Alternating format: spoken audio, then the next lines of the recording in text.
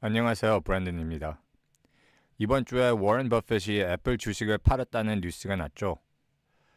워런 버핏은 주식을 오랫동안 가지고 있는 걸로 유명하니까 애플 주식을 팔았다는 소식이 애플의 위험성이 있다고 분석하는 사람들도 있으니까 뉴스가 널리 퍼졌는데 워런 버핏만 아닙니다. 제프 베이조는 저번 주 화요일부터 60억 달러 상당의 애마존 주식을 팔았다고 뉴스가 나왔고 마크 저커버그도 5억 달러 상당의 메타 주식을 팔았다고 소식이 나왔습니다. 버핏, 베이조스 그리고 저커버그 주식시장이 곧 하락할 거라고 예측하고 최근 주식을 팔은 걸까요? 특별히 그렇게 보기는 어렵죠. 워런 버핏의 회사 버크셔 해서웨이는 전 3개월 동안 20억 달러 상당의 애플 주식을 팔았지만 아직 1,740억 달러 상당의 애플 주식을 가지고 있고 애플이 버크셔 해서웨이 포트폴리오에서 아직도 가장 큰 보유 자산입니다. 제프 베이조스도 최근 주식을 팔은 이유가 6억 달러의 세금을 절약하기 위해서라고 보고 있습니다.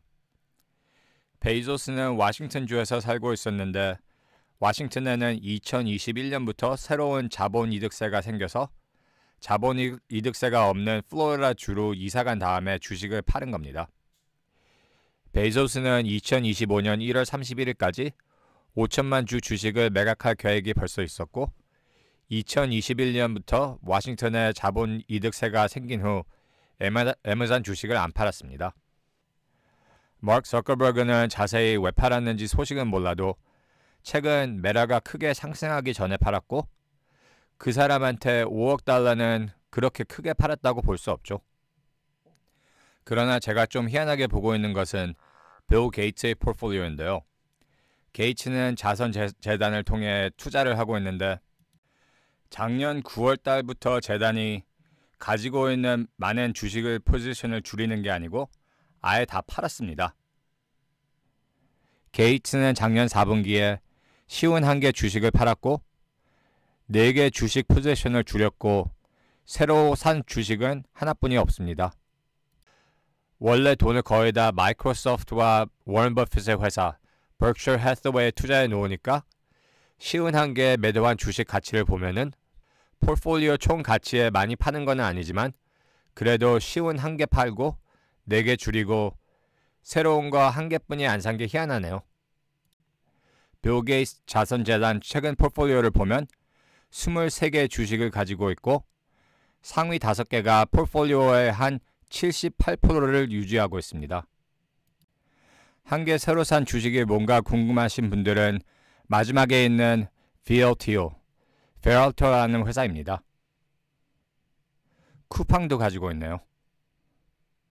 자선재단이니까 세금은 원래 안 내고 그러니까 세금 때문에 판 건 아니고 혹시나 연말에 원래 파나 보니까 2022년 4분기에는 하나도 안 팔고 2021년 4분기에는 주식 2개 팔았습니다.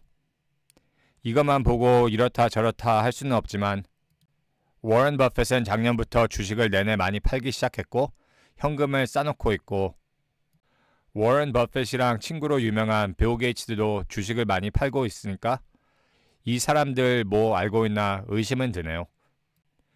내부자 거래 비율을 보면은 1월 달에는 내부자들이 주식을 많이 팔았는데 매도 매수 비율이 20대 1 넘으면은 주식시장은 약세인데 1월 달에는 145대 1이었죠.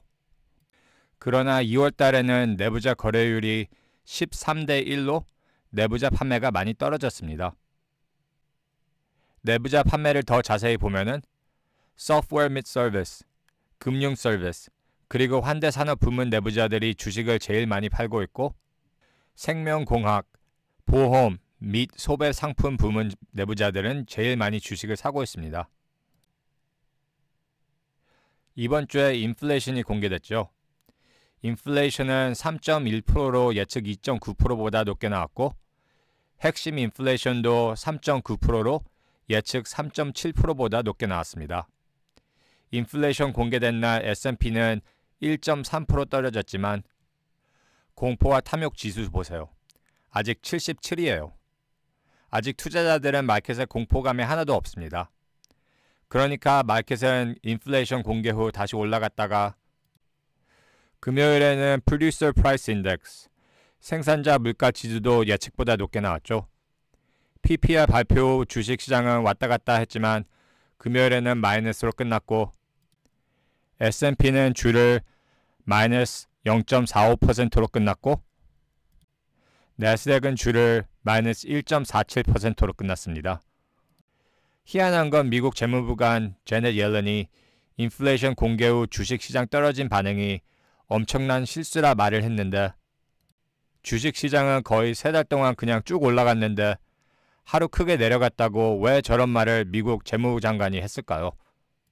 제 생각에는 바이든 정부는 대선 전에 주식 폭락할까봐 크게 걱정하고 있는 것 같습니다.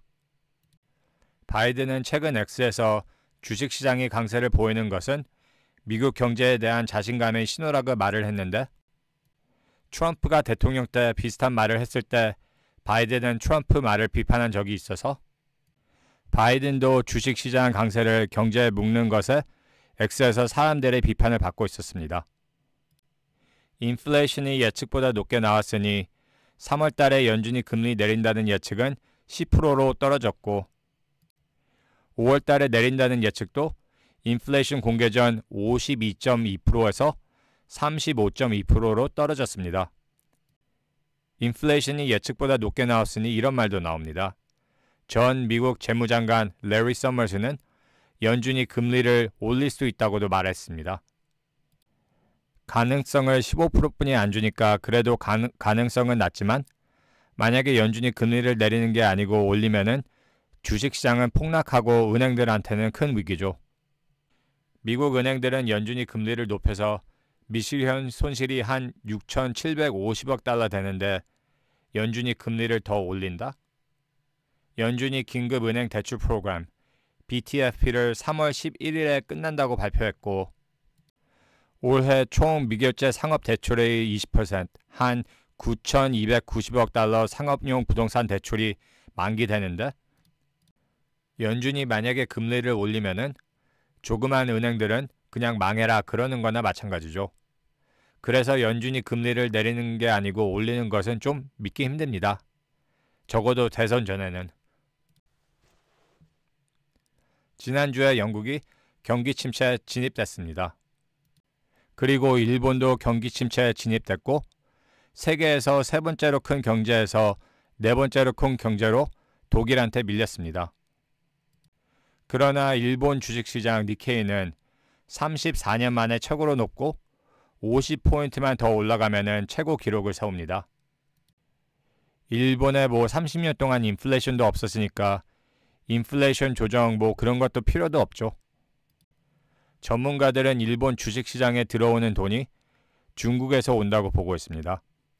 중국인들이 중국 주식시장 크게 하락하고 위험이 크니까 돈을 빼고 일본 주식을 사고 있습니다. 달러가 엔화에 비해 150으로 다시 올라갔는데 작년 11월 달쯤에 150 넘었을 때 일본 곧 망한다는 말이 많았는데 희한하게 요즘에 미국에 그런 말이 없네요. 요즘에 주식시장이 잘 나가서 그런 건가? 마지막 토픽으로 미국에서 지난주에 두 개 큰 정치 뉴스에 대해서 말해보겠습니다.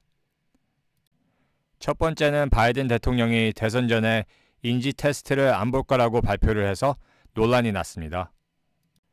바이든은 최근 연설들 중에 자기가 어디 있는지도 헷갈린 것 같고 다른 세계 지도자들 앞에서도 이상한 말을 해서 많은 미국 시민들이 바이든의 인지 능력에 대해서 걱정을 하고 있는데 인지 테스트를 안 본다고 발표를 해서 걱정이 큽니다.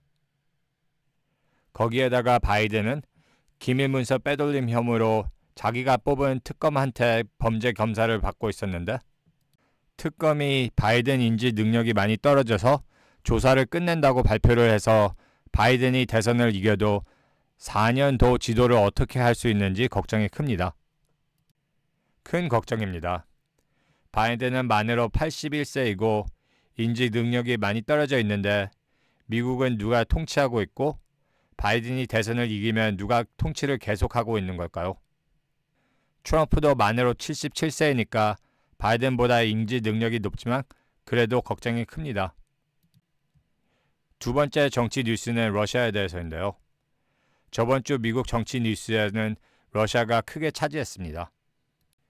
지난 2월 9일에 유명한 기자 터커 칼슨이 푸틴을 인터뷰를 했는데 비평가들이 터커 칼슨은 인터뷰에서 푸틴을 좋게 보이게 했고 논란이 났고 러시아에 대해서 많은 뉴스가 나오기 시작했는데 2월 15일에 미국은 러시아가 우주에 핵무기를 설치할 거라고 발표를 해서 미국 국방에 대해서 큰 뉴스가 됐고 2월 16일에는 푸틴의 정적 알렉시 나볼니가 감옥에서 사망을 했다고 소식이 나와서 푸틴은 서부에서 큰 비판을 받고 있습니다. 푸틴은 우주의 핵무기 설치에 대해서 바이든이 우크라이나 원조를 통과시키기 위한 트릭이라고 말을 했고 지금 이게 서부와 푸틴의 선전 싸움이잖아요. 푸틴은 러시아가 곧 안 백신을 개발할 거라고 공개를 했습니다. 미국 대선, 러시아, 중국, 이스라엘이 어떻게 풀릴지 블랙스완 이벤트가 올해 진짜 생길지 궁금하네요. 다음 주 월요일은 휴일이니까 주식시장 닫고 수요일 주식시장 끝난 다음에 엔비디아가 수익을 발표합니다. 반도체 산업의 큰 뉴스고 마켓이 어떻게 반응할지 궁금합니다. 이 영상이 좋으셨다면 구독과 좋아요를 부탁드리고 지금까지 시청해주셔서 감사합니다.